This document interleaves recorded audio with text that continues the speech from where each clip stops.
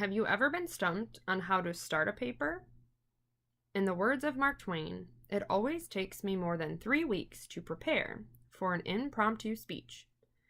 A weird way to start off a lecture, but if you've been following along with the course schedule, you'll recognize that we're jumping into speech writing this week. Our first stop is naturally with introductions and conclusions. Both rhetorical questions and quotations are ways you can grab your audience's attention. In today's lecture, I'm going to discuss effective ways to begin and end your speech before spending a few minutes on outlines. That was my thesis statement. So first, let's grab our audience's attention with a proper introduction, then learn how to wrap up our speeches before talking about putting all of this on paper. That was my preview statement, which we'll get into shortly. The book and your instructor have several recommendations for beginning your speech. Pay careful attention because an introduction with an attention-grabbing device will be required to get a good speech grade. Why do you want to grab your audience's attention? To draw your listeners' attention to the speech topic, to motivate your audience to listen, to establish yourself as knowledgeable, and to preview your main ideas. When you put together your outline, you're going to have an attention getter, an audience connection, a credibility statement, a thesis statement, and a preview statement. You can see examples of what this would look like in an outline on the Cobra website. But first, let's talk about bringing your audience in. Some of the rhetorical devices you can use are you could start your speech with a rhetorical question or a quote. You could also start with vivid description. You could tell a story, something that is either truthful or maybe something that you made up that just provides a really beautiful description of what you're going to be talking about. You could also lead with a startling statistic, but I always recommend that my students make sure it's something that's actually startling and would be new information to most people. You can also introduce your topic with a current event if it's applicable to what you're going to be talking about. And then you can also use humor, which I always just tell people make sure it's funny or cheesy funny, but not inappropriate. That would make somebody uncomfortable. And then you can also lead with a presentation aid, which is something we will be discussing more in the presentation aid chapter. Examples of all of those attention getters can be found in your textbook, and then you'll also find some examples in the sample outline materials that are provided on Cobra. After you've moved on from the attention getter, you'll also need to give your audience a reason to listen. You'll want to write out a direct statement in your outline before you get to the thesis, relating your speech topic to your audience. It only needs to be one sentence.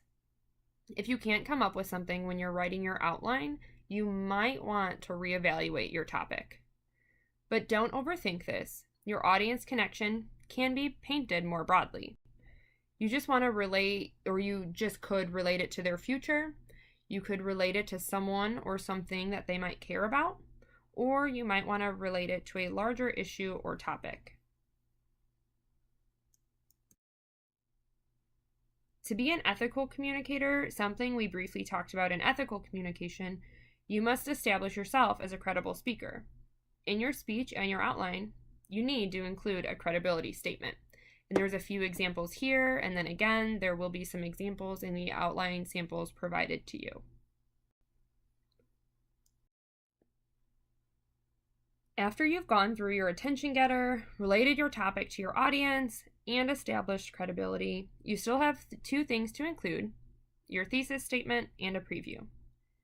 Your thesis statement is a broad overview of your central idea. It's the statement of what you'll be discussing today. Your preview is taking that central idea and boiling it down into main points. I recommend keeping it at about 3 main points to fall into that 5 to 7 minute required time frame.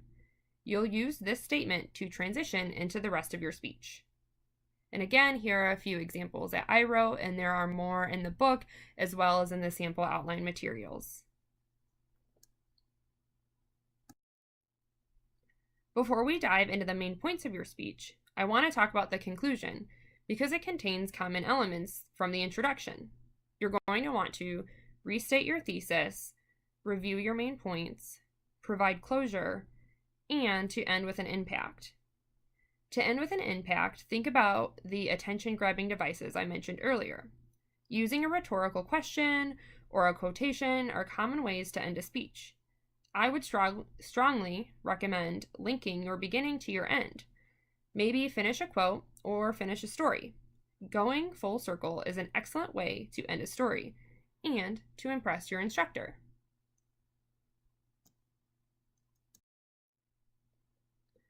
There are different types of outlines and outline formats. This week, I've provided an example of what I want your outline to look like. Pay close attention to headings, structure, formatting, and general construction. And please do make sure you scrub the written material and use the sample outline I provided to create your own outlines. There's no need to reinvent the wheel. Things to note that should be in your outline include your topic, a general purpose statement, a specific purpose statement, and all of the elements of the introduction and conclusion referenced in this lecture.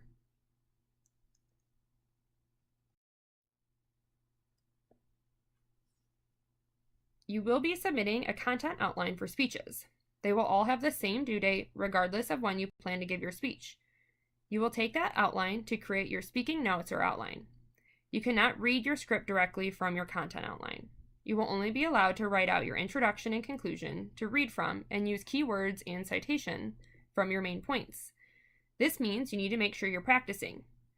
Surprisingly, speaking from a manuscript can really throw someone off. Trust me, I do it all the time when I'm doing these lectures. Using only speaking notes helps you become a much stronger extemporaneous speaker.